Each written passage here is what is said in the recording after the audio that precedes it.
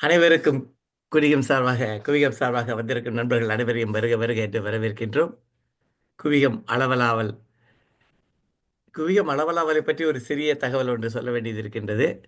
நாம் அளவலாவல் கொரோனா காலத்துக்கு பிறகுதான் ஜூம் மூலமாக ஆரம்பித்தோம். அதற்கு முன்னதாக நேரடி நிகழ்வாக நாம் நடத்தி கொண்டிருந்தோம் அம்புஜம்மாள் தெருவில், ஆழ்வார்பேட்டையில். அது முடிந்தது 2015 ஏப்ரல் 18ஆம் தேதி நாம் துவங்கினோம். அதாவது அந்த இலக்கிய வாசல் என்ற நிகழ்வு, மாதாந்திர நிகழ்வு தொடங்கி இப்பொழுது இந்த மாதத்துடன் 10 ஆண்டுகள் நிறைவேறுகின்றன. இன்னும் ஒரு ஒரு வாரத்தில் 10 ஆண்டுகள் நிறைவேற்ற நிகழ்வை ஒரு சிறப்பாக ஏப்ரல் 20ஆம் தேதி, அதாவது நம்ம ஜூம் மூலமாகவே கொண்டாடலாம் என்று இருக்கின்றோம். அதற்கு நாம் எப்படி செய்ய போகின்றோம் என்பதை பற்றி விளக்கமாக அடுத்த வாரம் சொல்கின்றோம். இன்றைய நிகழ்வு நம்ம அளவலாவல் நிகழ்விலே நமது ராய செல்லப்பா அவர்கள் நம்முடன் உரையாட வந்திருக்கின்றார். இவர்களெல்லாம் குவிகம் கோர் டீம் என்றுதான் சொல்ல வேண்டும். பாபேசு, இந்திரநீலன், சுரேஷ், மதுவந்தி, ராஜாமணி, கௌரி கிருபானந்தன், மற்ற எல்லா நண்பர்களும் குவியம், சாய் கணேசன் போன்றவர்கள் எல்லாம் குவியத்தினுடைய ஒரு கோர் டீம் என்றுதான் சொல்ல வேண்டும். அதாவது குவியத்தில் உள்ள நண்பர்கள் அனைவருமே குவியத்தோடு இணைந்தவர்கள், அவர்களுக்கு குவியத்தின் சொந்தக்காரர்கள் என்பதில் சந்தேகமில்லை.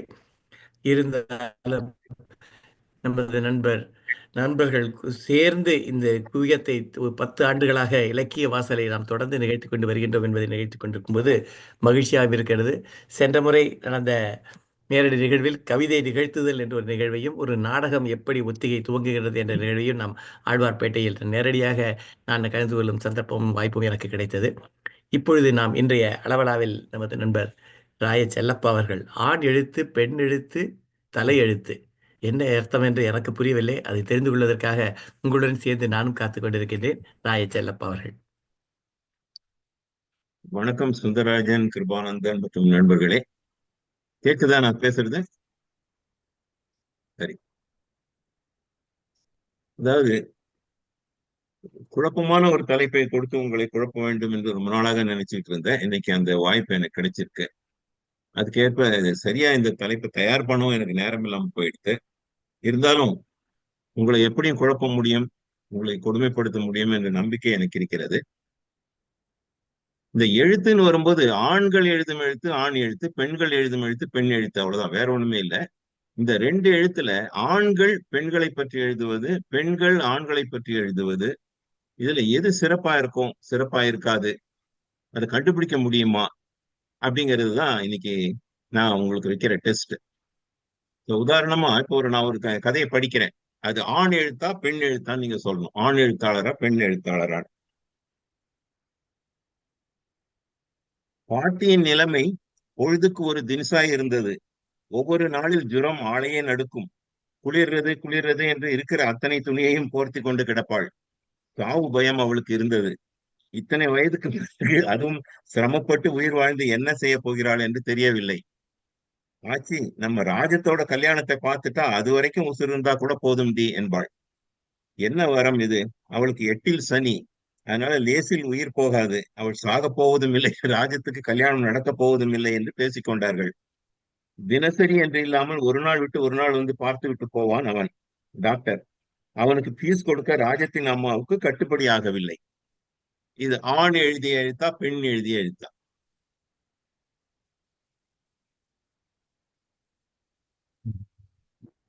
சொல்லுங்கள். ஆண் சார். ஆண். இது எழுதினது ஆண் சார். ஆண். எப்படி சொல்றீங்க? அதான் இந்த அளவுக்கு ஒரு ஒரு பாசம் இல்லாம, ஒரு நைசிட்டி இல்லாம இப்படி பாட்டியை பத்தி எழுத ஒரு ஆம்பளை தான் பண்ணுவான். ஒரு பெண்ணுக்கு அந்த மனசு வராதுன்னு நான் நினைக்கிறேன். ரொம்ப சரி நீங்க சொன்னது. ஆறுமுக தாத்தாவின் 7வது முகம், சங்கர நாராயணன் எழுதின ஒரு சிறுகதையில் எழுதுவாரு. யாரு யாரு? எஸ் சங்கர நாராயணன், பிரபல எழுத்தாளர். சங்கரநாராயணன். America okay. அமெரிக்கால தான் இருக்காரு இப்போ. நெருங்கிய நண்பர் கூட ஆமா. இப்படி இல்லாம எழுதுறாரு.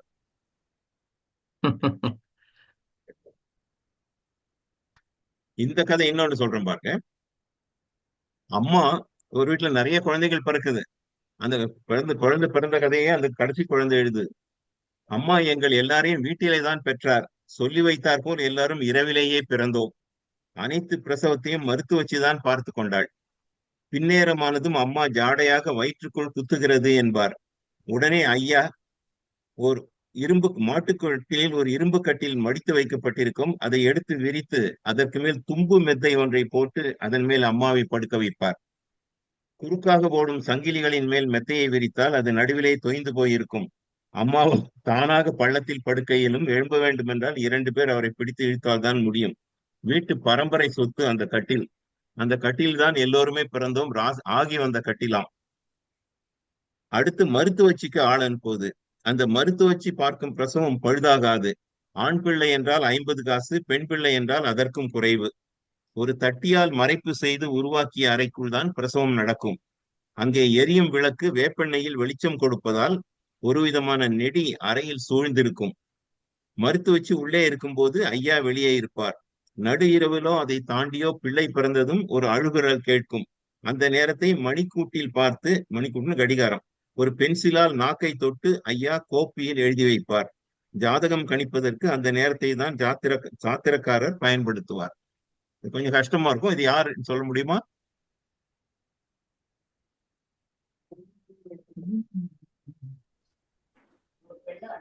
பெண் எழுத்து சார், பெண் எழுத்து.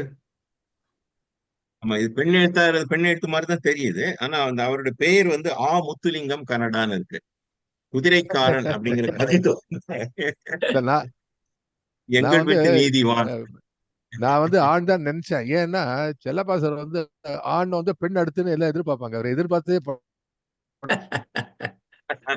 மாட்டேன் செல்லப்பா. அதுவும் இன்னைக்கு டெஃபினட்டா பண்ண போறதுல தெரியும் எனக்கு. அதனால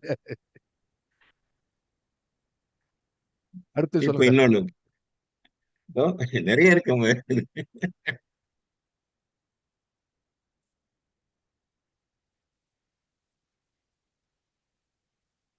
அதான் ஒரு பெண்ணுக்கு திருமணமாகி அவள் 13வது நாளே விதவையாகி விடுகிறாள். அவளை ஒருக்க காதலிக்கிறான் அடுத்த கல்யாணத்துக்காக. அவங்க 2 பேரும் கடற்கரையில பேசிக்கிறாங்க.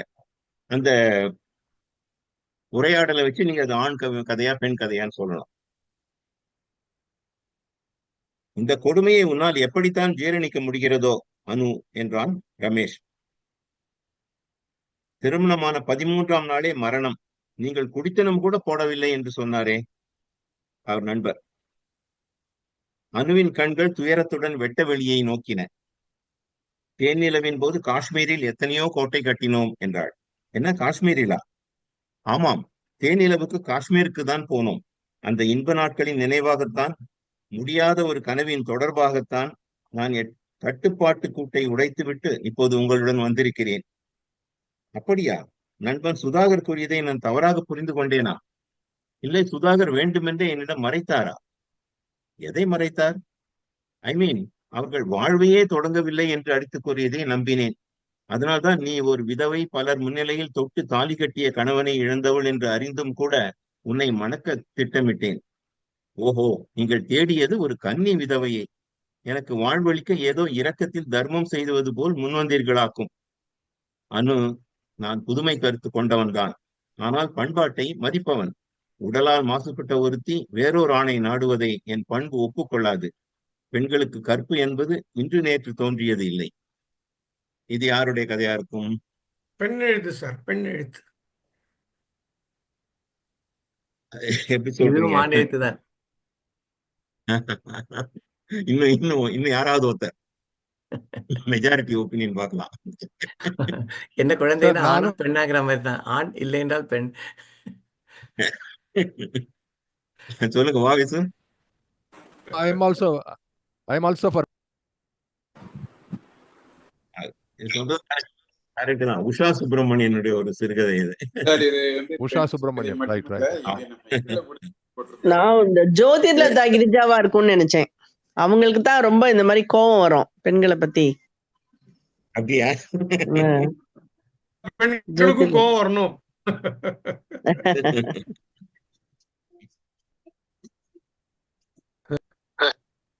இது வந்து இந்த ஆண் ஒரு பெண், அந்த பெண்ணை வந்து ஆண் வந்து குறைச்சி மதிப்பிட்டு பேசுற மாதிரி ஒரு கதை இது.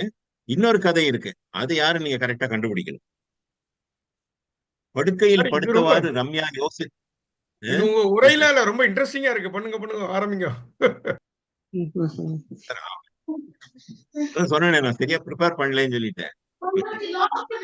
ம். படுக்கையில் படுத்தவாறு ரம்யா யோசித்துக் கொண்டிருந்தாள்.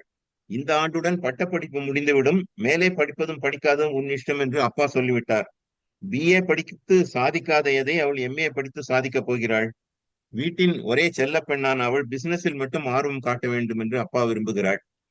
பிசினஸ் என்றால் மேனேஜிங் டைரக்டராக ஏசியில் அமர்ந்து பேப்பர்களில் கையெழுத்து போட்டு இருப்பதோடு சரி. அப்பா மாதிரி இரவு பகல் என்று நேரம் காலம் இல்லாமல் ஓடிக்கொண்டிருக்க வேண்டாம். அம்மா ஆசைப்படுவது போல நல்ல இடத்து சம்பந்தமாக செய்து கொண்டு வசதியான வாழ்க்கை அமைத்துக் கொள்ளலாம். ஆனால் அம்மா கூறும் பெரிய இடத்து சம்பந்தங்கள் பெரும்பாலும் பணக்கார குடும்பத்து கூட்டு வாழ்க்கையாக இருக்கிறது. Bullshit. I hate living with old people. சுதந்திரமே இல்லாத வாழ்க்கை என்ன வாழ்க்கை? அப்போ நந்தான்றவன நினைக்கிறா. நந்தா என்ன நிறம், என்ன கம்பீரம், என்ன அழகு, என்ன புத்திசாலித்தனம். சம வயதானால் என்ன, ஜாதிதான் வேற இருக்கட்டுமே. இவ்வளவு பணத்துடன் அழகுடன் ஒரே பெண்ணான நான் வரும்போது அவர் பெற்றோர் ஜாதியை காட்டியா மறுத்து விடுவார்கள்? இது யாருடைய கதை? யாக இருக்கலாம். சுஜாதாவோட கதையா? ஆண் எழுத்து. பெண் பெண் எழுத்துன்னு சார் சொல்றது. இது என்ன? பெண் எழுத்து. சார் எனக்கு என்னமோ ராய செல்லப்பாவோட இது எழுத்து மாதிரி பெண் சார். இருக்கு. இல்லப்பா, இல்ல அப்ப ஆண் சுஜாதாவும் பெண் இல்ல. ஆண் பெண் எதுவும் சொல்ல முடியும் சார். ஆண் எனக்கு எழுத்து. தெரிஞ்ச பெண் தான் சார். உஷா இது பெண் சார். சுப்பிரமணியன் பெண் எழுத்து. பெண் சார் நான் கரெக்டா சொல்லிட்டேன். அப்போ பெண் எழுத்துன்னு சொன்னேன் சார். பெண் நானும் சொன்னேன். நான் சொன்னது காரணம் வந்து ஒரு ஆண் அது மாதிரி வேற யாரும் புகழ முடியாது. ஒரு ஆண் இன்னொரு ஆணை புகழ மாட்டான். அதுதான் தட் இஸ் இட்.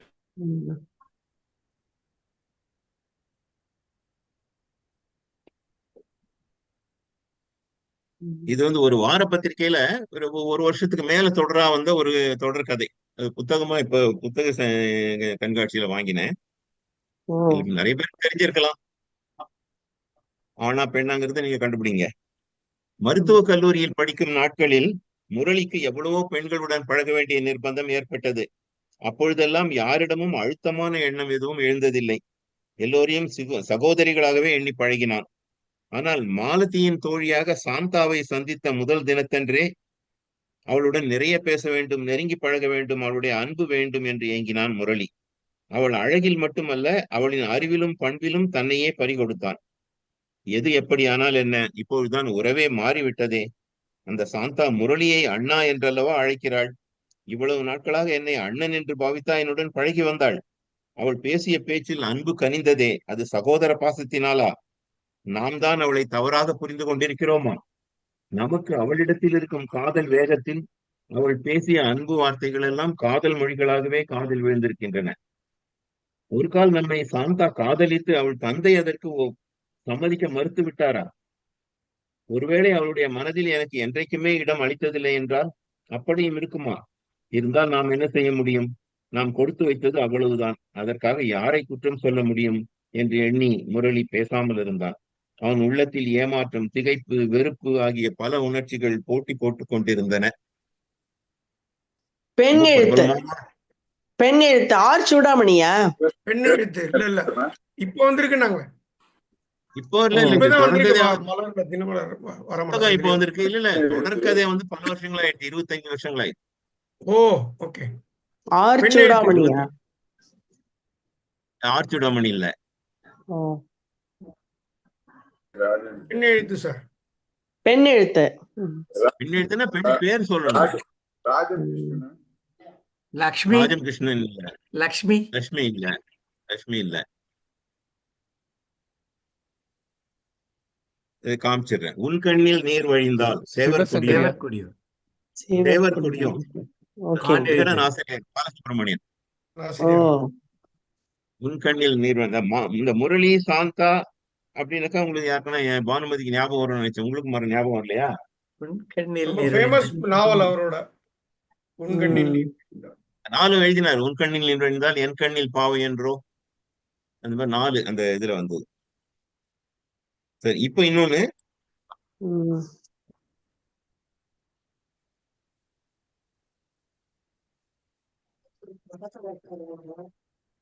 அவர்தான் சுந்தர், அவரது சாய் கணேசன்.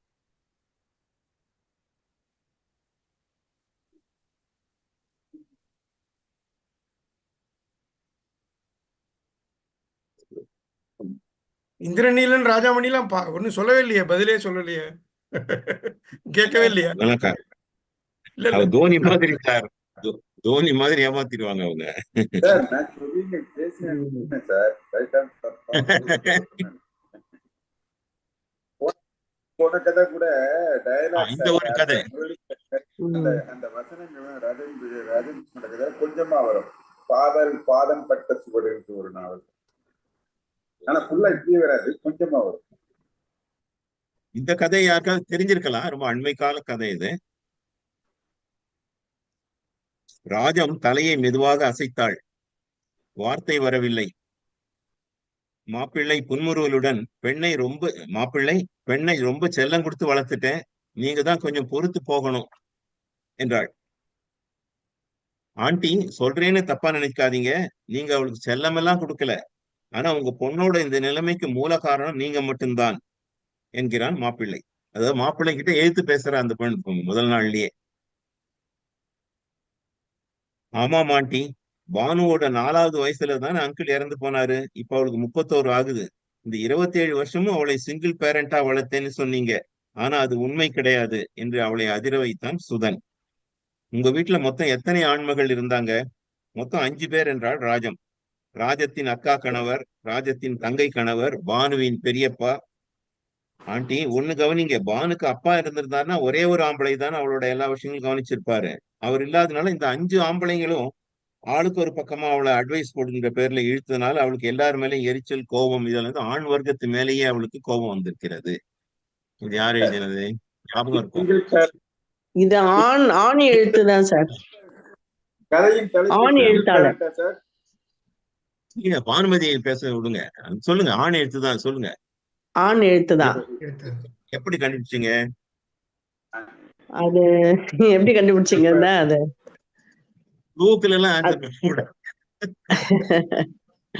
இல்ல ஃப்ளூக் இல்ல, அந்த எழுதியிருக்கிற விதம் வந்து தெரியறது எப்படியோ அது ஆண் அப்படின்னா. ராஜாமணி கண்டுபிடிச்சாரு. சிங்கிள் பேரண்ட் வேர்டு போட்டியில் வந்து தேர்ந்தெடுக்கப்பட்ட போட்டியில தேர்ந்தெடுக்கப்பட்ட பேசினார். ஆமா ஆமா, இந்த கரையேற்றம் புத்தகத்துல இருக்கக்கூடிய ஒரு கதை. எழுதினவங்க பேருன்னு சாரதா சீனிவாசன். வந்துட்டாங்களா அவங்க? சாரதா சீனிவாசன் வந்திருக்கீங்களா? சாரதா கேலக்சின்னு ஒண்ணு இருக்கு, வரையன்னு சொல்லி சொன்னாங்க. அதான் இது. ஓகே, அதுக்கப்புறம் இருக்காங்க, வந்திருக்காங்க. Welcome madam. சாரதா, உங்க கதை தானம்மா அது? கேட்டீங்களா? இது ஏன் ஒரு ஆண் எழுத முடியாதா இந்த கதைய? நீங்க என்ன நினைக்கிறீங்க? இல்ல எழுதிருக்கலாம். ஆனா வந்து நான் எழுதினது என்னன்னா, ஒரு பொண்ணோட நிலைமையில ஒரு ஆண் வந்து ஒரு பொண்ணோட நிலைமை எப்படி இருக்குங்கிறத விவரிச்சு சொல்லணும்னு எனக்கு ஒரு ஆசை. ஏன்னா சாதாரணமா வந்து பெண்களை பத்தியே பேசுறதும் அதை பத்தியே சொல்லிட்டு இருக்கிறது, அந்த கவலைகளை பத்தியே சொல்றதை விட ஒரு ஆண் வந்து ஒரு பொண்ணோட நிலைமையை எடுத்து சொன்னான்னா அது இன்னும் கொஞ்சம் நல்லா இருக்கும்னு என் மனசுல தோணுச்சு. அதனால எழுதிட்டேன். Very good, very good, very good.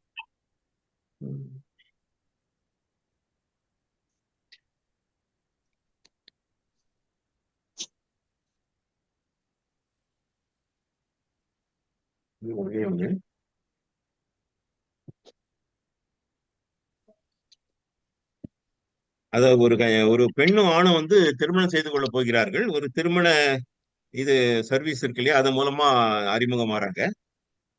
அந்த பெண் சொல்றா, நான் உங்களோட பேசணும் திருமணத்துக்கு முன்னாடி அப்படிங்கிறா. 2 பேரும் ஐடில ஒர்க் பண்றாங்க. அவன் குறிப்பிட்ட டைமுக்கு இவன் வர மாட்டேங்கிறா, இவன் குறிப்பிட்ட டைமுக்கு அவன் வர மாட்டேங்கிறா. கடைசியில 2 பேரும் சந்திக்கிறாங்க. சித்தார்த் பேசுறான். முதலில் நான் சில கேள்விகள் கேட்க வேண்டும், ஆரம்பிக்கலாமா என்றான் அந்த பெண்கிட்ட. அவள் பரபரப்புடன் ப்ளீஸ் வெயிட் என்றாள். எனக்கும் அப்பா இல்லை, உங்களுக்கும் அப்பா இல்லை, ஆகவே நாமே தான் இப்படி கேள்வி பதில் செய்ய வேண்டி இருக்கிறது. ஆனால் அதற்கு முன்பாக சில விஷயங்களை ஒளிவு மறைவில்லாமல் பேசலாம் என்று இருக்கிறேன், சரியா? சித்தார்த்துக்கு தூக்கி வாரி போட்டது. ஒளிவு மறைவில்லாமல் என்றால் என்ன பொருள்? ஒருவேளை ஏற்கனவே காதலில் ஈடுபட்டு தோல்வி அடைந்தவளாக இருக்குமோ? அடிமனதில் திகைப்புடன், சரி சொல்லுங்கள், நானும் எப்போதும் உண்மையே பேசுபவன் தான் என்றான். திருமணம் செய்து கொள்வதற்கு என்னிடம் சில கண்டிஷன்கள் உண்டு என்றாள் அவள். சரி சொல்லுங்கள். முதல் கண்டிஷன், என்னுடைய சம்பளத்தை நீங்கள் எதிர்பார்க்க கூடாது. அது தனி அக்கவுண்டில் இருக்கும். குடும்ப செலவு உங்கள் சம்பளத்தில் தான் நடக்க வேண்டும். உங்கள் அக்கவுண்ட் தனியாக வேறு பேங்கில் இருக்க வேண்டும். அதே பேங்கில் கூட இருக்கக்கூடாதாம். தூக்கி வாரி போட்டது சித்தார்த்துக்கு. இருந்தாலும் சமாளித்துக் கொண்டு பணம் ஒரு பிரச்சனை இல்லை என்றான்.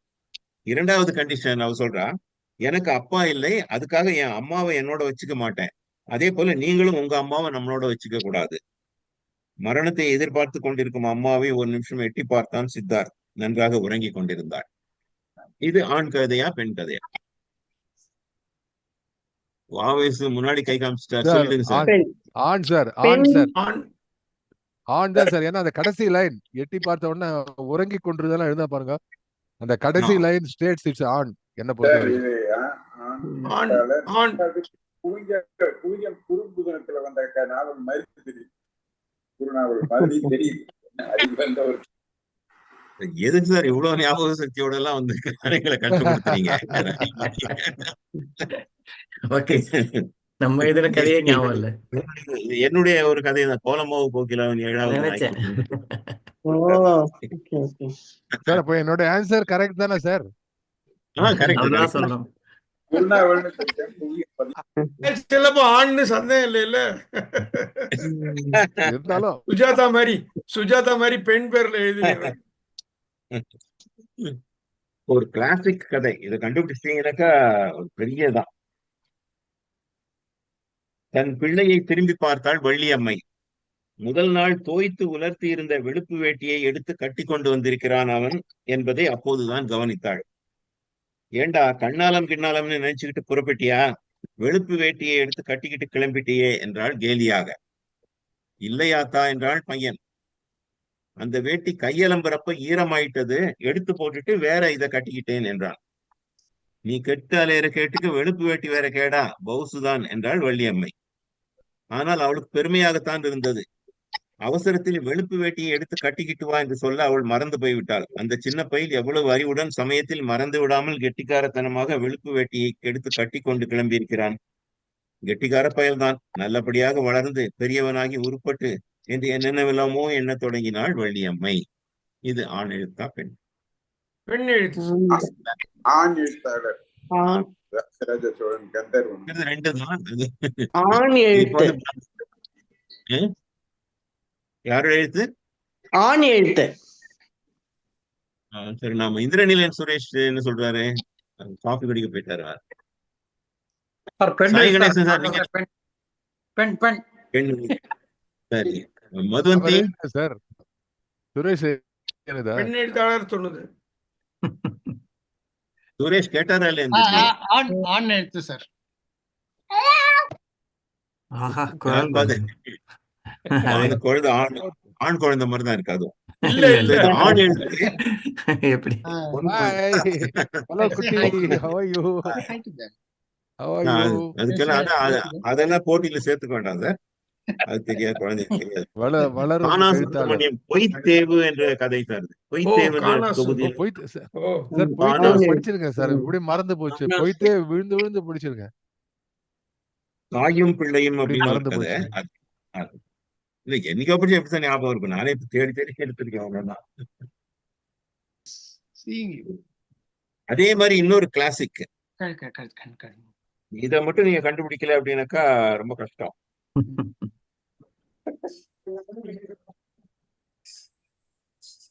இது ஒரு பெண் பேசுகிறாள். அவ ஒரு டான்சர், அவ அம்மா ஒரு டான்சர். தனக்கு மட்டுமல்ல, தனக்கும் தான் கையை காட்டி கையை சுட்டி காண்பிக்கிறவர்களும் அவர்களுடைய கீழ்த்தரமான விருப்பங்களுக்கும் எல்லாமாக சேர்ந்து ஏதோ ஒரு விதத்தில் ஏதோ ஒரு காரணத்துக்காக நான் அடிமையாக இருக்க வேண்டும் என்று அம்மா ஆசைப்படுகிறாள். கைகளிலும் கால்களிலும் கனமான இரும்பு விலங்குகளை பூட்டிக் கொண்டு முரட்டு அடிமையாக இருப்பதை விடவும் கேவலமானது இப்படி பூவும் பொன்னும் பட்டும் பணமும் பகட்டுமாக அலங்கரித்துக் கொண்டு யார் யாருடைய விருப்பங்களுக்கோ எப்படி எப்படியோ மிகவும் மென்மையான அடிமையாக இருப்பதுதான். இதை எப்படி நான் அம்மாவுக்கு புரிய வைப்பேன்? அவளுக்கு புரிய வைப்பதை விட பட்டப்பகலில் எல்லோரும் காணும்படி மீனாட்சி அம்மன் கோயில் கோபுரத்தில் ஏறி கீழே குதித்து என் உயிரை மாய்த்துக் கொள்வது என்னால் சுலபமாக முடிகிற காரியம். இதுல இருந்து ஐடென்டிஃபை ஆயிருக்கும் கதை. என்னுடைய இந்த அழகே எனக்கு பெரிய பகை. நான் ஏன் இப்படி அழகாக பிறந்து தொலைத்தேன்? பார்ப்பவர்கள் அருவருப்பு அடையும்படியான அவலட்சணமாக நான் பிறந்திருக்க கூடாதா? அப்போது யார் கண்ணிலும் படமாட்டாமல் இருப்பேனே. மானிடவர்க்கென்று பேச்சுப்படில் வாழகில்லேன் என்று ஒரு வரி வந்ததே. அந்த வரியை நெட்டுரு போடுகிற ஒவ்வொரு தடவையும் எனக்கு அழுகையே வந்துரும். அம்மாவோட மானிடருக்காகவே பேச்சுப்பட்டு ஒவ்வொரு சமயத்தில் ஒவ்வொருவருக்கு பேச்சுப்பட்டு வாழ வேண்டும் என்கிறாள். இந்த வரியை சொல்லிட்டுன்னா கண்டுபிடிச்சிருவீங்க. அப்படி மனதை அரித்தெடுக்கும் பல நினைவுகளோடு கண்ணாயிரத்தின் காரில் போய்க் கொண்டிருந்தாள் மோகினி.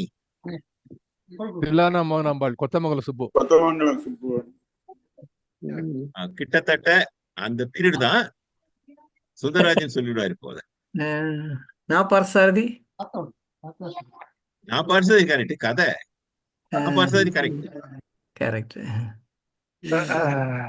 கதை வந்து விலங்கு பொன்விலங்கு விலங்கு மோகினி. மோகினிங்கிற பேரு ஞாபகம் இல்ல. கரெக்ட். அநியாயம் சார். பொன்விலங்கு எப்படி விழுது, எப்படி மறந்தது இதெல்லாம்?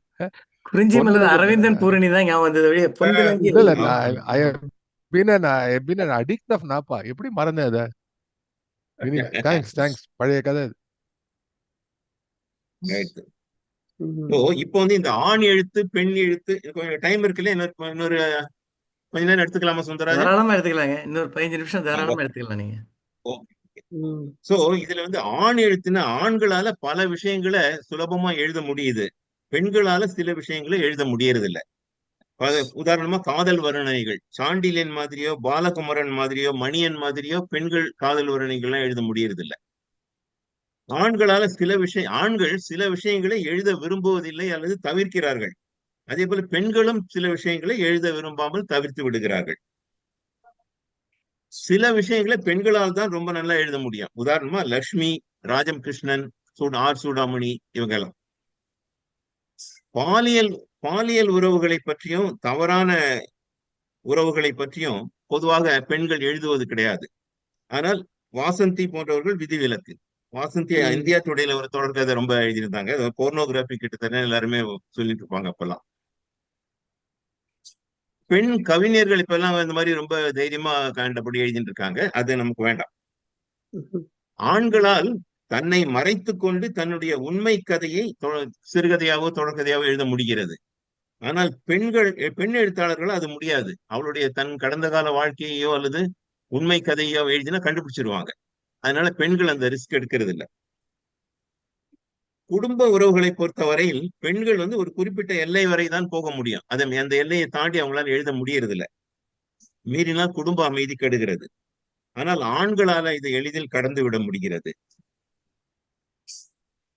ஆனா ஆண்களோட கற்பனா சக்தியை விட பெண்களின் கற்பனா சக்தி அதீதமான நுட்பமும் கூர்மையும் உடையது என்பது என்னுடைய கருத்து. இது யார வேண்டுமானாலும் ஆட்சேபிக்கலாம். பெண்களுடைய மனதுல எப்பவுமே ஒரு பாதுகாப்பின்மையும் தாழ்வு மனப்பான்மையும் நிலவுகிறது. அது எழுத்தில் வெளிப்படுகிறது. இது வேறொரு எழுத்தாளர் சொன்ன கருத்து தான் இது. தாய்மை, சகோதர பாசம், குடும்ப பொறுப்பு, ஏழைகள் மீது அனுதாபம், இந்த மாதிரி கருத்துக்கள் தான் பெண்கள் பெரும்பாலும் எழுதுகிறார்கள்.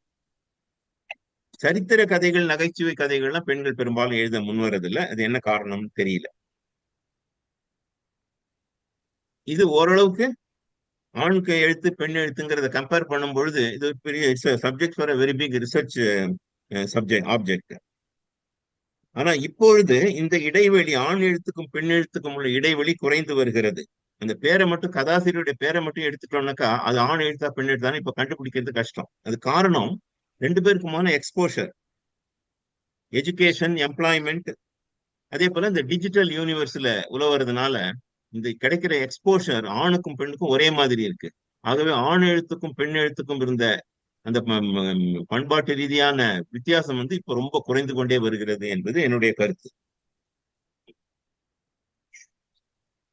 சோ இது ஆண் எழுத்து பெண் எழுத்து பற்றி நீங்க சொல்றத மற்ற இதை வந்து நண்பர்கள் விவாதிக்கலாம். இப்ப நான் என்னோட பேச்சை முடிச்சிடுறேன். தலை எழுத்து அப்படின்னு, தலை எழுத்துங்கிறது இந்த மாதிரி இதை நம்ம வந்து அடிக்கடி சந்திக்க வேண்டியிருக்கிறது நம்முடைய தலையெழுத்து. அதல்ல, வாலி வந்து பாலச்சந்தர் கிட்ட பாட்டு எழுத போனாராம். பாலச்சந்தர் என்ன பண்ணுவாருன்னா ரொம்ப எல்லாரையும் வந்து டெரரைஸ் பண்ணி தான் கவிஞர்கள்ட்ட பாட்டு எழுதி வாங்குவாராம். சோ இவர் வாலி வந்து பல்லவி எழுதி கொடுத்துட்டாரு. எழுதி கொடுத்துட்ட உடனே இதை வந்து சரணமா வச்சுக்கலாம், பல்லவி வேற எழுதுங்க அப்படின்னு வரும். இந்த மாதிரி 6 பல்லவி எழுதின பிறகு அந்த 6 பல்லவியுமே சரணமா போட்டுட்டு வேற ஒரு பல்லவி எழுதி கொடுங்க அப்படின்னா. அப்போ வாலி சொன்னாரா, இந்த பேப்பர்ல இருக்கிற எதை வேணாலும் நான் மாத்தி மாத்தி எழுதி கொடுக்குறேன் உனக்கு, ஆனா மேல போட்டிருக்கிற தலையெழுத்து இருக்கு இல்லையா, பிள்ளையார் சுழி, அதை மட்டும் நான் மாத்த மாட்டேன் அப்படின்னா. சோ அந்த தலையெழுத்துன்னும் போது எனக்கு அதுதான் ஞாபகம் வருது.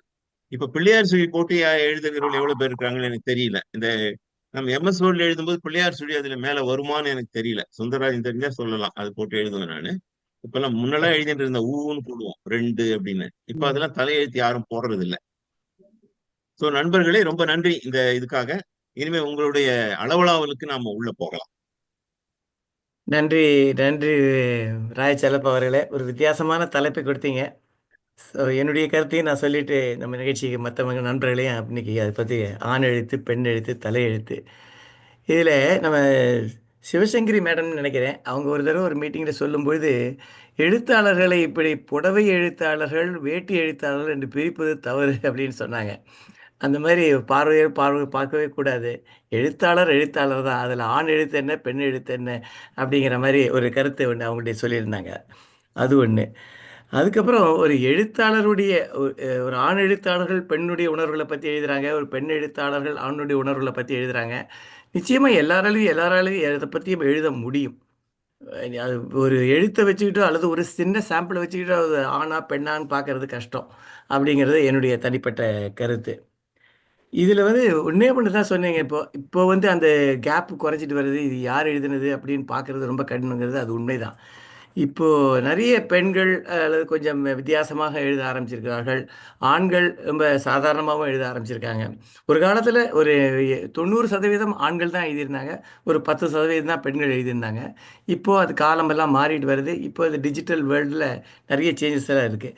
ஆனாலும் ஒரு வித்தியாசமான ஒரு தலைப்பை கொடுத்து ஒரு இதை கொடுத்து கிட்டத்தட்ட ஒரு குவிஸ் ப்ரோக்ராம் மாதிரியே மாற்றின ராய செல்லப்பாக்கு வாழ்த்துக்கள். ஆண் எழுத்து, பெண் எழுத்து, தலை எழுத்து அப்படிங்கிற தலைப்பில் இன்றைக்கு ஒரு ஒரு குவிகத்துக்கு தேவையான ஒரு வித்தியாசம், அதாவது வாரத்திற்கு வாரம் வித்தியாசம் சொல்லுமே, அந்த நல்ல ஒரு வித்தியாசமான கொடுத்த ராய செல்லப்பாவுக்கு பாராட்டுதலும் நன்றிகளும். இப்போ இதை பற்றி, இந்த நிகழ்வை பற்றியோ அல்லது இந்த ஆண் எழுத்தாளர் பெண் எழுத்தாளர் பற்றியோ நம்ம நண்பர்கள் அவங்களுடைய கருத்தை தெரிவிக்கலாம். நமக்கு இன்னும் ஒரு நல்ல ஒரு 25 நிமிடம் இருக்குது. முதல்ல மதுவந்தி வாங்க சார். பாராட்டுகள் ராய செல்லப்பா. உங்க முகத்துல இருட்டா இருக்கு மதுவந்தி, வெளிச்சம் கொண்டு வர அந்த முடியுமா? லைட் ஒர்க் பண்ணல. Let him throw more light. ஆமா, இந்த லைட் சரியா ஒர்க் பண்ணல. Okay. சரி, பரவாயில்ல.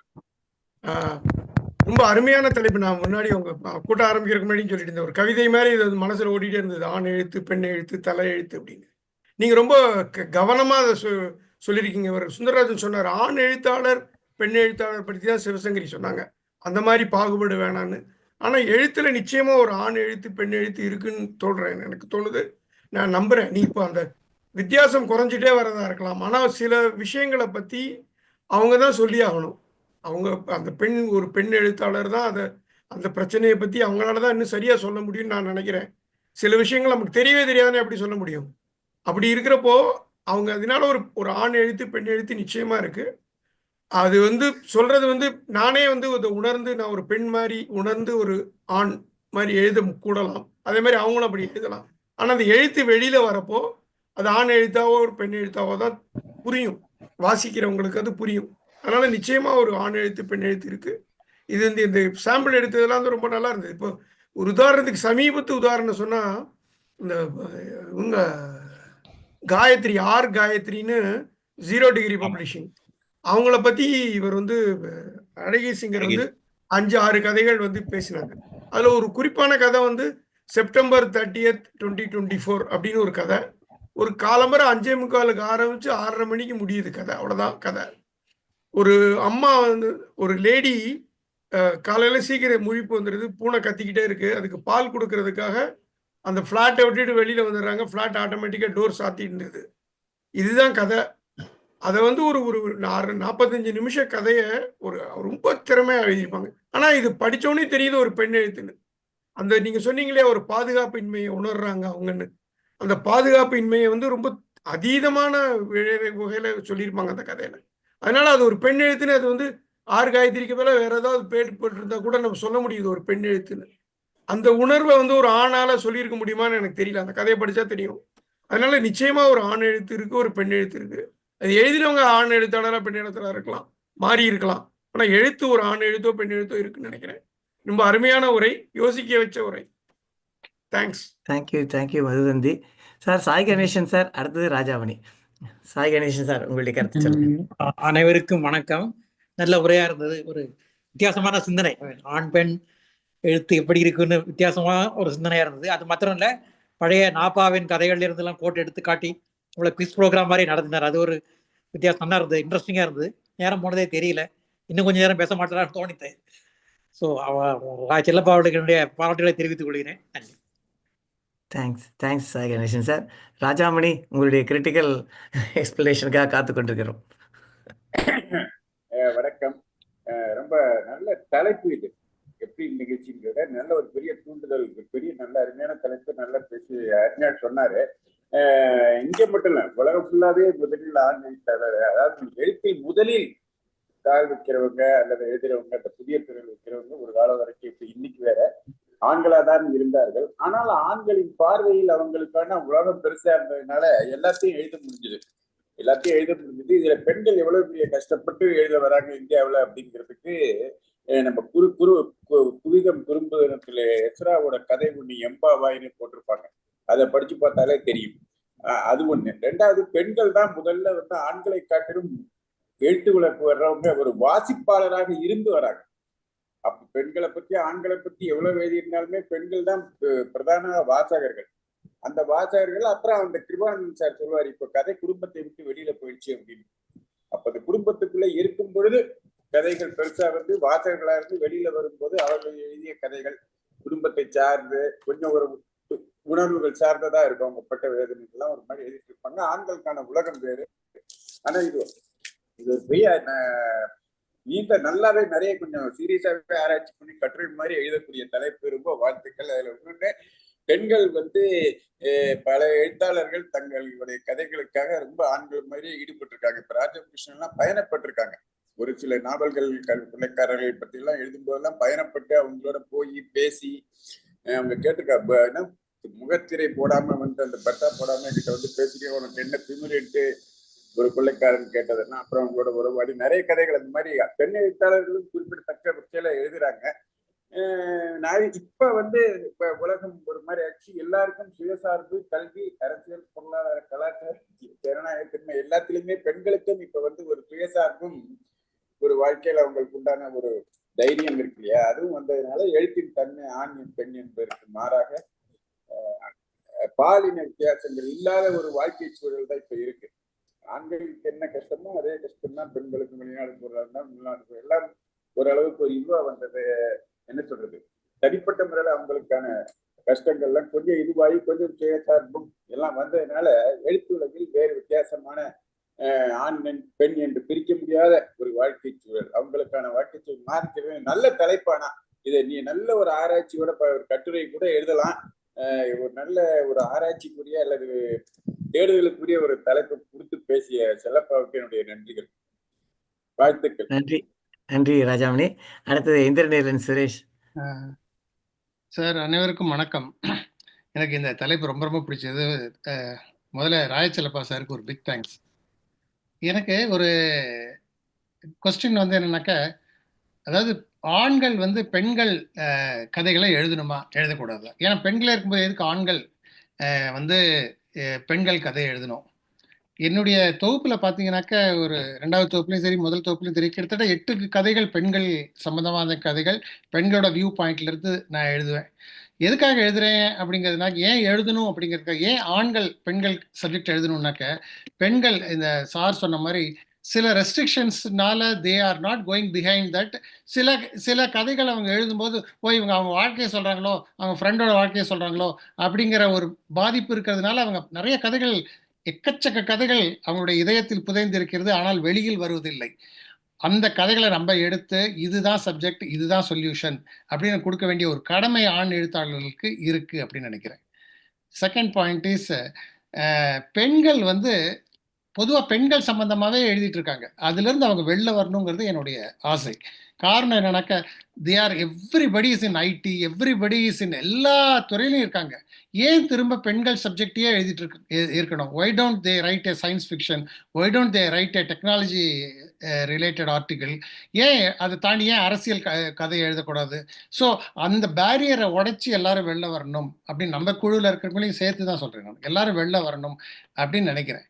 மூணாவது, த போல்ட்னஸ் இன் ரைட்டிங் வந்து நான் will give full marks to Chudamani. எல்லாருமே நம்முடைய சொல்லுவாங்க, அடிக்கடி வருகிறான் அப்படின்னு ஒரு கதை எழுதியிருப்பாங்க. அந்த கதையை படிச்சுட்டு இட்ஸ் அன் அமேசிங், இப்படிலாம் அந்த காலத்தில் எழுதியிருப்பாங்க அப்படின்னு. செந்துரு ஆகிவிட்டாள் அப்படின்னு ஒரு கதை. இது மாதிரிலாம் இந்த கதைகள்லாம் எழுதும்பொழுது she is broken the barrier and come out and write.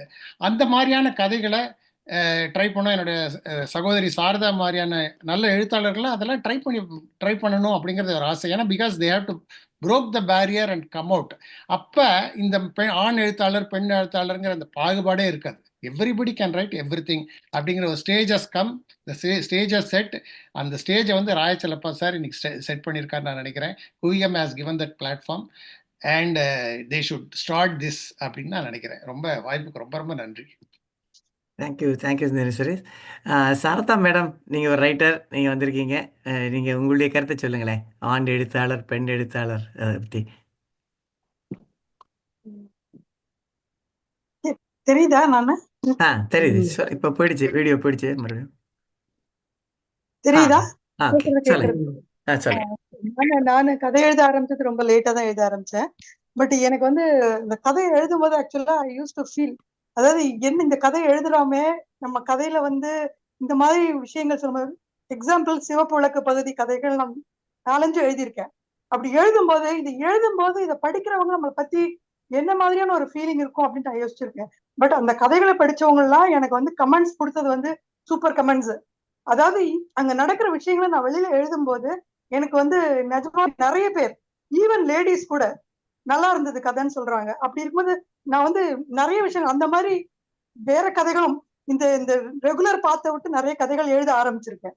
ஏன்னா எப்ப பார்த்தாலும் திருப்பி சமையல் பண்றதும் இது அந்த கடைக்கு போறதும் வரதும் போறதும் இதை பத்தியும் எழுதினுக்கிறதுல பிரயோஜனம் இல்லை. So we have to come out of that and you have to write something new. அதாவது நியூங்கிறத விட எங்க என்ன நடக்கிறது, அதனால பெண்களுக்கு என்ன கஷ்டம், இதுல ஆண்கள் எவ்வளவு உதவியும் பண்றாங்க. அந்த பெண்ணு மாத்திரம் கஷ்டப்படுறாங்கிறது அப்படியே விட்டுறது இல்லை. ஒரு ஆண்களும் அதுக்கு வந்து ஹெல்ப் பண்றவங்களும் இருக்காங்க இந்த காலத்துல. எல்லாருமே கெட்டவங்க இல்லை, ஆண்கள் எல்லாரும் கெட்டவங்க இல்லை, பெண்கள் எல்லாரும் நல்லவங்க இல்லை. அதனால எல்லாரும் எப்படி யாராவது ஒருத்தர் இந்த காலத்துல இருந்துட்டே தான் இருக்காங்க. உதவி செய்யறவங்க எல்லாருமே இருக்குதான் செய்யறாங்க ஆண்கள் கூட. அதனால அந்த மாதிரி கதைகளை எழுதுறதுல எனக்கு கொஞ்சம் இன்ட்ரெஸ்ட் ஜாஸ்தியா இருக்கு. ஆனா நானும் யோசிக்கிறேன் இந்த இது வந்து எந்த அளவுக்கு போகணும். ஈவன் சில கதைகள் எதுவும் ரொம்ப கஷ்டமா இருக்கு. லேடி எனக்கு ரொம்ப கஷ்டமா தான் இருக்கும். இந்த மாதிரி வீட்டுல வேலை செஞ்சுட்டு இருக்கும் போது இந்த கடுகு தாளிக்கும் போது இந்த கதையில இப்படி எழுதினோமே, அதை மாத்தணும்னு நினைப்பேன் நானு. பட் அந்த தாளிச்சு முடிச்சு குழம்பு போட்டு விட்டு கொடுக்கும் வெளியில வந்து அது மறந்து போயிடும். ஐயோ இந்த பாயிண்ட் ஏதோ யோசிச்சோமே. நம்ம பெண்களுக்கு அந்த மாதிரி கொஞ்சம் விஷயங்கள் இருக்கு. அதாவது உட்கார்ந்த இடத்துலயே அப்படியே எழுதிட்டே இருக்கும் அப்படின்னு எழுத முடியல. பாதி வேலையை முடிச்சுட்டு தான் வெளில வந்து வைக்கிறோம். ஆனா கூட இவர் இந்த மாதிரி ஆண் எழுத்து பெண் எழுத்து தலையெழுத்துன்னு ரொம்ப நான் யோசிச்சேன். அது எப்படி ஆண் எழுத்து இல்ல ஆண் எழுத்து பெண் எழுத்து ஆண் எழுத்துன்னு இருக்காங்க. ஆனா ரொம்ப இன்ட்ரெஸ்டிங்கா இருந்தது சார். ராயச்செல்லப்பா சார் ரொம்ப ரொம்ப thanks. This is first time நான் வந்து எழுத்தாளர்னு ஒரு அங்கீகாரம் பெற்று இந்த மாதிரி ஒரு குழுல பேசுறதுக்கு எனக்கு அவர் இன்விடேஷன் வந்து எனக்கு ரொம்ப சந்தோஷமா இருந்தது. Happy, I am very happy. Thank you sir. Thank you very much. Thank you madam. அப்போ பானுமதி வெங்கடேஸ்வரன், நீங்க உங்களுடைய கருத்து சொல்லுங்களேன்.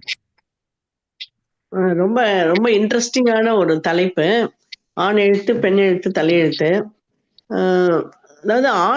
அதாவது பெண்கள் எழுத்து வந்து ஒரே மாதிரி இருக்கு அப்படிங்கிறது வந்து என்ன ரீசன்னா, பெண்கள் என்ன நினைக்கிறோம் அப்படின்னா, நாங்க எழுத வருவாளே கம்மி. எழுத வரும்போது நமக்குள்ள நம்ம ஏதோ நினைக்கிறோம், அதை கன்வே பண்ணணும். நான் சொல்றது மூலம் இந்த சொசைட்டியை மாத்தணும், இந்த சொசைட்டிக்கு ஏதாவது நல்லது பண்ணணும் அப்படின்லாம் நினைச்சு நம்ம எழுத ஆரம்பிக்கிறோம். அது வந்து அது வேண்டான்னு எனக்கு தோணும். ஆண்கள்கிட்ட அந்த மாதிரி அவ வச்சுக்கிறது இல்லை. என்ன நான் படுற கஷ்டத்தை சொல்லணும், பெண்களோட கஷ்டத்தை சொல்லணும்னு நினைச்சுட்டு பெண்கள் எழுதுறோம். அது வேண்டாம். அது இப்ப கொஞ்சம் குறைஞ்சுன்னு வருதுன்னு நினைக்கிறேன். அப்புறம் செல்லப்பா சார் சொன்னார் பெண்கள் வந்து நகைச்சுவை எழுதுறது இல்லைன்னு.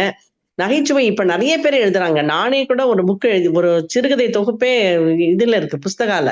கோடையும் எடையும் அப்படின்னு அதுல வேணா படிச்சு பாருங்க. அதுல எல்லாமே நகைச்சுவை கதைகள் தான்.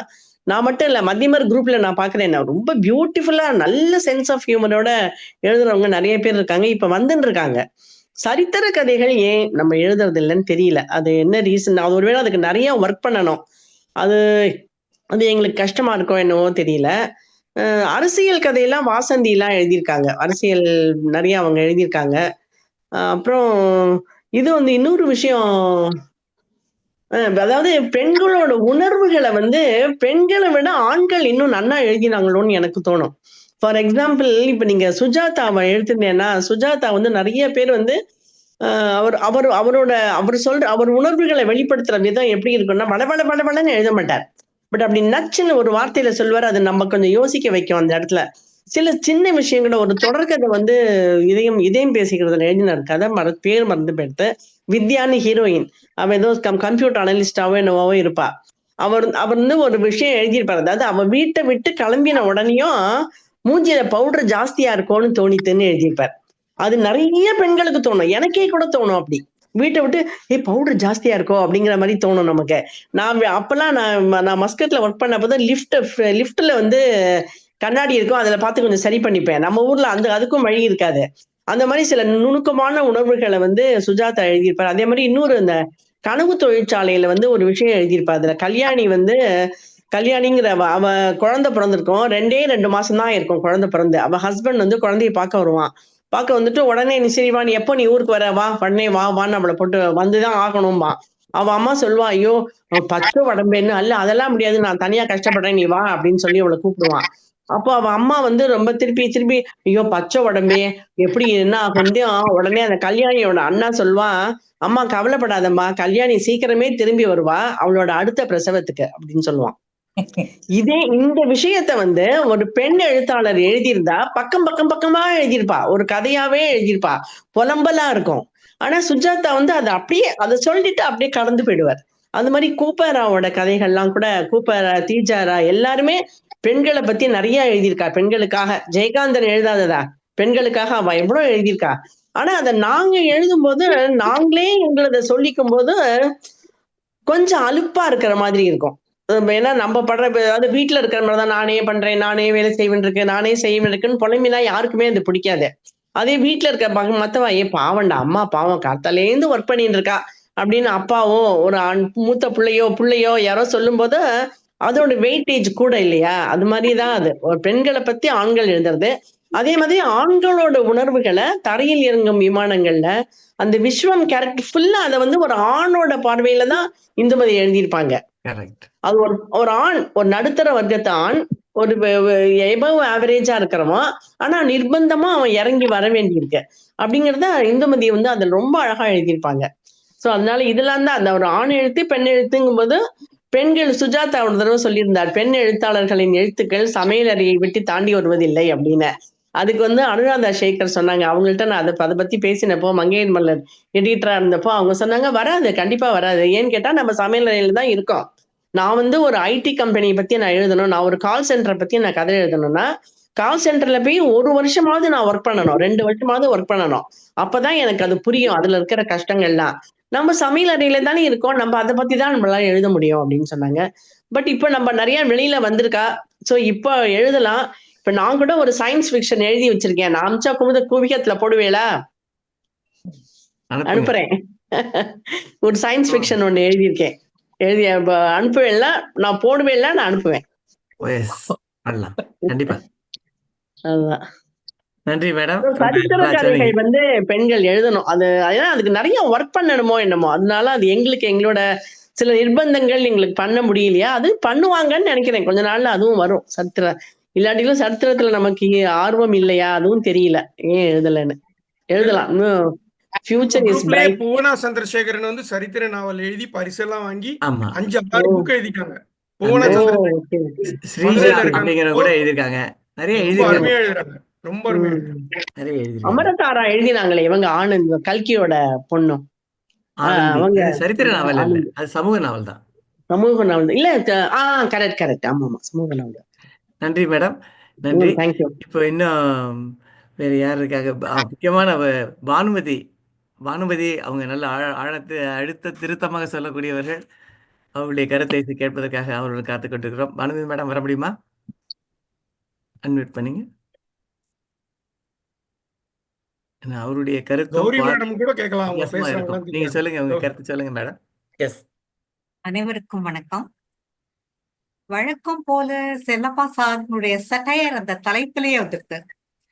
ஒரு கலைடோஸ்கோபிக் வியூ அப்படிதான் அதை நான் எடுத்து பாக்குறேன். ஏன்னா பல கதைகள் நமக்கு அறிமுகம் ஆகாம இருக்கும், இல்ல எப்பயோ படிச்சிருப்போம். சோ ஒரு கிராஸ் செக்ஷன் அப்படி பிரசன்ட் பண்ணாருத, அது கிறிஸ்டிக்கலாவும் இருந்தது. எல்லாருமே ரொம்ப இன்ட்ரெஸ்டிங்கா அதுல பார்ட்டிசிபேட் பண்ணாங்க. ஆனா நமக்கு ஒட்டுமொத்தமா ஒரு அபிப்பிராயம் எப்படி இருக்குன்னாக்க, பெண்களுக்கான எக்ஸ்போஷர் எப்போதுமே குறைச்சலாகத்தான் இருக்கு. சோ அவங்களால வித்தியாசமான கதைகளை எழுத முடியாது அப்படிங்கிறது பொதுவா ஜெனரல் பப்ளிக்குடைய மனசுல இருக்கு. அதனால அந்த பேரை பார்த்தாலே கடந்து போகக்கூடியவங்க இருக்காங்க. சயின்ஸ் ஃபிக்ஷன் எழுதியிருக்கேன் அனுப்புறேன் அப்படின்னு இப்ப பானுமதி வெங்கடேஸ்வரன் சொன்னாங்க. அந்த மாதிரி நானும் நிறைய சயின்ஸ் ஃபிக்ஷன்ஸ் எழுதியிருக்கேன், பிரசுரம் ஆயிருக்கு. சட்டத்தை பத்தி நான் 2-3 கதைகள் எழுதியிருக்கேன்.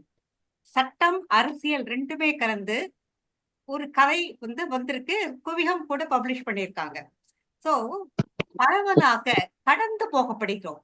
இந்த பேரை பார்க்கும்போது இதுக்காக நம்ம நேரம் செலவழிச்சு படிக்கணுமா, இதுல என்ன சொல்லிட போறாங்க நமக்கு தெரியாதத அப்படிங்கிற ஒரு எண்ணம் இருக்கு. அதுல பெண்களுடைய கருத்தும் வந்துருத்துனாக்க அதுக்கு வேல்யூவே கிடையாது.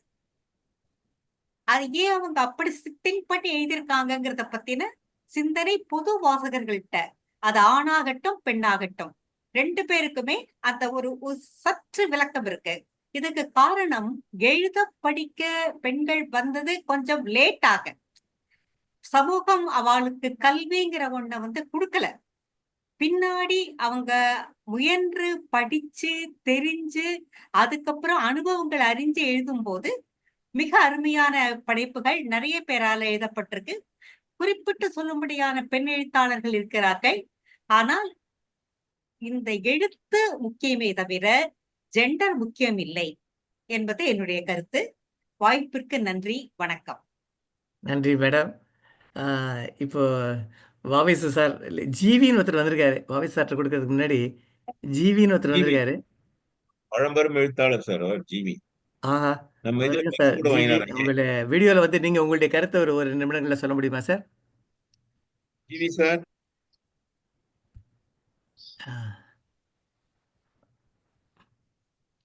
என்ன அவருடைய ஃபுல் நேம் என்ன சார்? வாங்க சார். கிடைக்கிறதா? வாங்க. கேக்குது சார், சொல்லுங்க. கேக்குறதா? கேக்குது சார். கேக்குது. தலைப்பு என்னது செல்லப்பா? இது ஆண் எழுத்தா பெண் எழுத்தா இல்ல தலையெழுத்தா? தலையெழுத்து எங்க வந்தது இல்லை, இந்த 2 பேருக்கு சம்பந்தப்பட்டதோ போல இருக்கு. இருந்தாலும் என்ன பொறுத்த மட்டும் ஆண் எழுத்து பெண் எழுத்துன்னு வித்தியாசம் பார்க்க கூடாது. எல்லாரும் எல்லாத்தையும் எழுதலாம். எழுதுறத பொதுவாகவே எல்லாருமே என்ன செய்யறாங்கன்னா அந்த கதையை மட்டும் சொல்றாங்க. அந்த கதையை அவர் எப்படி எழுதியிருக்காரு நடதான் எனக்கு பொறுத்த மட்டும் முக்கியமா இருக்கு. கதையே வேண்டாம், 4 பக்கத்துக்கு எழுதலாம் நடையில. அதனால 2 பேருமே நடையில எப்படி வித்தியாசங்கள் காட்டுறாங்கிற பத்திலாம் சிறப்பா இருக்காங்க. அதனால ஆண் எழுத்து பெண் எழுத்துன்னு தனித்தனியா பிரிச்சு பார்க்கறதுக்கு சொல்லப்போனா மன்னிக்கணும், அர்த்தமே இல்லாம இருக்கு எனக்கு. இந்துமதி பேரை போடுறதுனால இந்துமதியும் தெரிகிறது. பேரை போடாம இந்த இது யார் எழுதினதுன்னு கேட்டானா இத்தனை பேர் இவ்வளவு கதை சொன்னீங்களே, யாராலையும் சொல்ல முடியுமா இதுதான் பெண் எழுத்து இதான்? பேரை பார்த்தானே இந்துமதி இப்படி எழுதியிருக்காங்க, இன்னொருத்தர் சுஜாதா எழுதியிருக்காங்கன்னு தெரியுது உங்களுக்கு. அது பேரை போடாமையே ஒரு கதையை போட்டு இவங்க யாரு எழுதினது ஆணா பெண்ணான்னு கேட்டா தெரியுமா, கண்டுபிடிக்க முடியுமான்னு கேட்குறேன். அதான் என்னை பொறுத்த மட்டும் ஆண் எழுத்து பெண் எழுத்துன்னு தனித்தனியா பிரிக்கிறது இல்லை. நான் பெண் மாதிரி எழுதுறதுனால முடியும், ஆண் மாதிரியும் எழுத முடியும். ஆனால் இந்த எழுதக்கூடியவன் அவன் வாழ்க்கையில எந்தெந்த பெண்களோட ரொம்ப அதிகமா பழகினானோ அதான் எழுத்தா வரும். எல்லாருக்குமே அவன் அனுபவம் தான் எழுத்தா வருமே. இவான்னு சொல்ல முடியாம பொதுவா அவங்க மனைவியா இருக்கலாம், அல்லது சகோதரியா இருக்கலாம், அல்லது வாழ்க்கையில் நடந்ததா இருக்கலாம். ரோட்ல தடால்னு ஒரு பொண்ணு போறது பைய பிரிச்சுன்னு ஒருத்தன் போறான்னா அதை பத்தி இருக்கலாம். ஏதோ ஒண்ணு வாழ்க்கையில குறிக்கிறத எழுதுறான். எழுதுறதுங்கிறது அந்த எழுத்து நடையை வச்சு ஆணாவும் எழுதலாம், பெண்ணாவும் எழுதலாம். 2 பேருமே 2 மாரி எழுதலாம். ஆனால் நான் ஒரு ஆணா இருக்கிறதுனால பெண் மாரி என்னால எழுத முடியும்னு சொல்றேன். ஆனா யாரான்னு பேசுறவாள்ல, பெண் யாரான்னு என்னால ஆண் மாரி எழுத முடியும்னு சொன்னான்னா, எனக்கு சந்தோஷமா இருக்கு. கண்டிப்பா. நன்றி சார். நல்ல ஒரு பாயிண்ட் அழகா சொன்னீங்க. என்னுடைய கருத்தும் கிட்டத்தட்ட உங்க கருத்து தான். அதாவது எழுத்துல ஆண் எழுத்து, பெண் எழுத்துன்னு பிரிக்கிறது கஷ்டம். எல்லாருக்குமே எல்லா உணர்ச்சிகளையும் ஒரு ஆண் ஒரு பெண்ணுடைய உணர்ச்சிகளை நிச்சயமா கொண்டு வர முடியும். அதேபோல எல்லாம் குடும்பங்கிறது எல்லாரும் ஆண், பெண் சேர்த்தது தான் ஒரு குடும்பம். அவங்களுடைய எண்ணங்களை தான் அவங்க கொண்டு வர்றாங்க. நல்ல ஒரு கருத்தை சொன்னீங்க. இப்போ நிறைவா நம்ம வாவிஸ் அவர்கள் தன்னுடைய கருத்தை சொல்லிட்டு இந்த நிகழ்ச்சியை நிறைவு செய்வோம். வாவிஸ் சார். சார், முதல்ல நான் சொல்ல வேண்டியது, நிச்சயமா ஆண் எழுத்து பெண் எழுத்துன்னு இருக்கு. சும்மா ஆண் எழுத்து எல்லாம் ஒண்ணுதான் அப்படின்னு சொல்லிட்டு இருக்க முடியாது. அந்த தலைப்புக்கு ஒரு ரெலவன்ஸ் இருக்கு. நான் ஒண்ணு சொல்றேன். இத்தனை நாள கதை சொல்லிகள் என்று சொன்னால் பெண்கள் தான் ஆரம்பம். பாட்டி சொன்ன கதைன்னு தான் சொல்லுவாங்களே ஒழிய தாத்தா சொன்ன கதைன்னு யாரும் சொல்றதே கிடையாது. அது ஒரு அகச்சான்று சொல்றேன். வைமு கோதனாகி அம்மாள் ஜெகன்மோகினின்னு ஒரு பத்திரிகை 35 ஆண்டுகள் நடத்தினார்கள். அதுல உங்களுக்கு தெரியுமோ தெரியாதோ, ஆரணி குப்புசாமியாரை கொண்டு அவ சொல்லி சொல்லி அப்புறம் அவளுடைய தோழியை கொண்டு சொல்லி எழுதினா. அவளுக்கு தமிழே தெரியாது. முதல் 4 வருடங்கள் வைமு கோதனானுடைய பிரசித்தி பெற்ற நாவல்கள் அவர்களால் சொல்லி தமிழிலே அவருடைய தோழியால் எழுதப்பட்டதை ஒழிய அவருக்கு தமிழை எழுத தெரியாது. ஆகவே கதை சொல்றதுல இருக்கக்கூடிய அனுபவம் இருக்கிறதே, அந்த அனுபவத்தை பெண்கள் நிச்சயமாக வைத்துக் கொண்டிருக்கிறார்கள். அதுல ஒன்றும் சம்பந்தமே கிடையாது. அதாவது ஒரு பட்டிமன்றம் மாதிரி வரும்போது நான் நிறைய தீர்ப்பு கொடுக்கும்போது எல்லாம் கரெக்டுன்னு பொதுவா சொல்லிட்டேன்னா உதைப்பான். எப்போ ஆண் பெண்ணு சொல்லிட்டோமோ அதுல இருக்கிற டிஃபரன்ஸை நம்ம பார்த்தானோம். எல்லாம் ஒண்ணுன்னு சொல்லிட்டு ஓடிட முடியாது. எனக்கு ஒரே ஒரு டவுட். இதை விட்டுட்டு இன்னொரு பக்கம் வரலாம். இந்துமதியை பத்தி பேசினார்கள். இந்துமதியினுடைய தரையில் இறங்கும் விமானங்கள் நாங்கள்லாம் ஒரே காலத்தவர்கள். கிட்டத்தட்ட சுப்பிரமணிய ராஜு மனசுல வச்சிருந்தா எழுதினா அப்படியே கூட நாங்க சொல்றது உண்டு. அந்த காலத்துல செவுத்துல இருக்கிற அந்த பாத்ரூம்ல செவுத்துல இருக்கிற அந்த கோடுகள், நீர் கோடுகள் எல்லாம் ஒரு ஓவியம் வரைந்தது என்றெல்லாம் எழுதியிருப்பா. இந்த கவிதை பார்வை எல்லாருக்குமே இருக்கிறது. ஆண் பெண் வித்தியாசம் கிடையாது. ஆனா ஒரு இடத்துல இந்துமதி எழுதியிருப்பா. என்னுடைய நண்பர் தான், நான் கேட்டிருக்கேன் அவங்ககிட்ட. நல்ல வெள்ளை ட்ரெஸ்ல அந்த ஆணை பற்றி எழுதும்போது ஒயிட் அண்ட் ஒயிட் போன்று நல்ல கருப்பா கூலிங் கிளாஸ் போன்று ரொம்ப அழகா இருந்தா இருப்பார். நாங்கெல்லாம் சொல்லி சிரிப்போம். ஏன்னா ஒயிட் அண்ட் ஒயிட் போட்டுட்டு எந்த ஆம்பளையும் ஒயிட் அண்ட் ஒயிட் போடுறது ஒரு பெரிய விஷயமா நினைக்க மாட்டான். இதெல்லாம் இருக்கு. அதனால நம்ம பார்க்க வேண்டியது இன்னொரு விஷயம். இதுல இன்னொரு ஒரு சின்ன ஒரு செல்லப்பா சார் இன்னொரு ரவுண்டு நடத்திருக்கலாம். அதான் என்ன அப்படின்னா, கதையினுடைய நடையை பத்தி இப்போ இவர் ஜிவி சார் சொன்னது ஒரு நல்ல அருமையான விஷயம். நடையை பத்தி தான் சொன்னார் அவர்.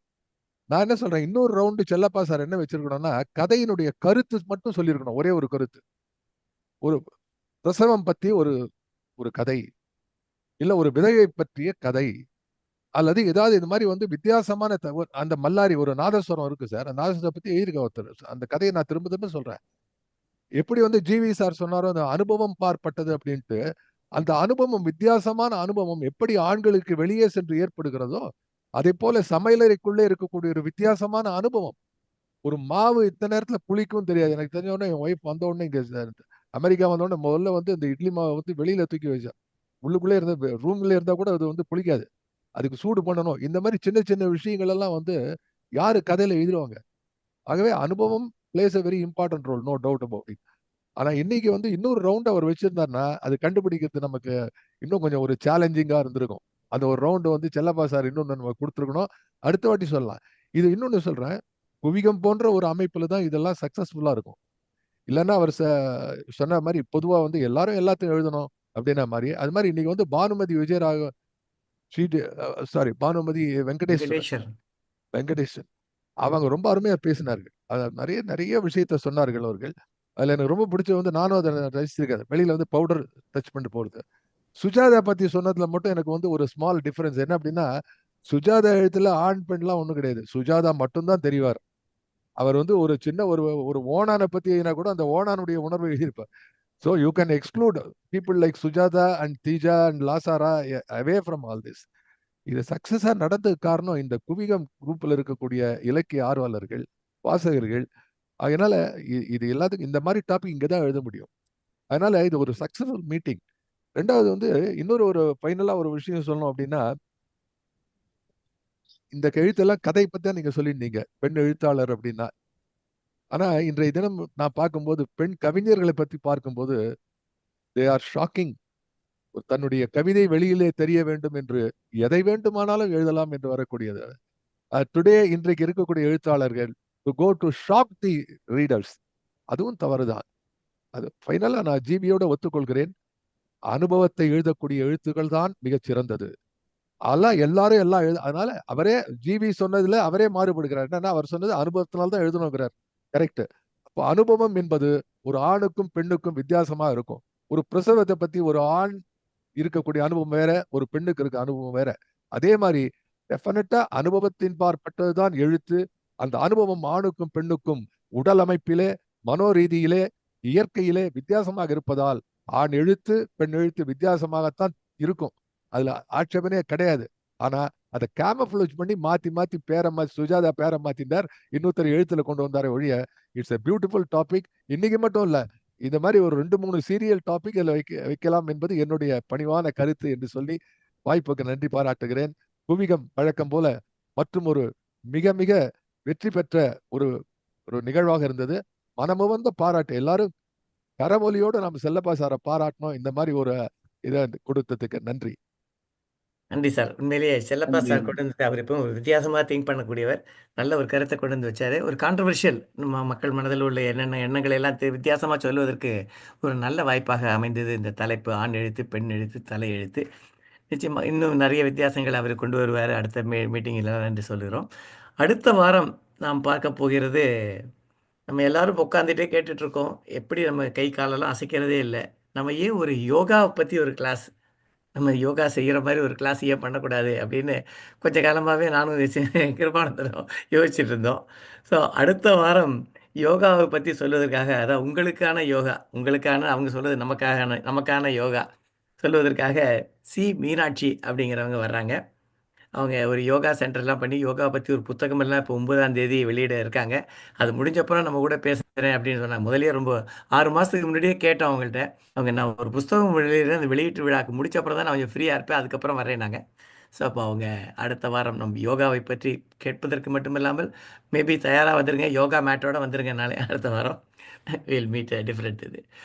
கொஞ்சம் நம்ம சதுர்பூஜன் அவங்க மிஸ்ஸஸ் கிரிஜா அவங்க 2 பேருமே கொஞ்சம் பிஸியாக உடம்பு சரியில்லாமல் இருந்து இப்போ தேறிட்டு வர்றாங்க. அதனால் நம்ம குவிகம் சொலவடை நிகழ்ச்சி நம்ம இப்போ இந்த வாரத்தில் நம்ம ஒளிபரப்ப முடியல. இன்னொரு 1-2 வாரங்கள் கழித்து நம்ம அதை சொலவடையை தொடர்ந்து வருவோம் என்று சொல்லி இந்த நிகழ்ச்சியை நிறைவு செய்கிறோம். நன்றி, வணக்கம்.